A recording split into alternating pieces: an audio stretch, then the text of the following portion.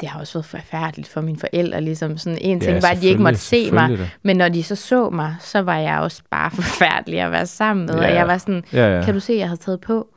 Og de var sådan, og jeg ville ikke have, at de skulle se det, men de kunne jo godt se det. Og når de så sagde, ja, det kan vi godt, så blev jeg rasende på dem over, at de sagde, at jeg så stor ud. Og det var ikke det, de sagde, men det var det, jeg ligesom omformuleret op i mit hoved, og så det var også forfærdeligt for dem, og men samtidig også en lettelse for dem, og at jeg ikke var der på en eller anden måde, fordi det har været forfærdeligt, at jeg var hjemme også, og det var for mine forældre var det et kæmpe nederlag, at de ikke selv kunne klare det. Men det kan man jo ikke. Men det kunne de ikke. Nej. Men det var det.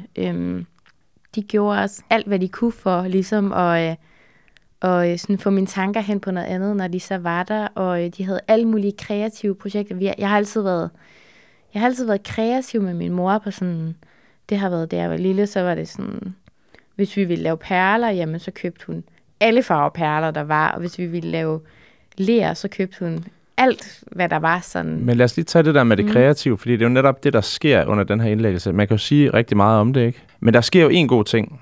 Det er, at du får en gave af en genbo. Ja. Vil du ikke bare lige fortælle, hvad det er for en gave? Fordi den er jo ret vigtig for den røde tråd. Helt vildt.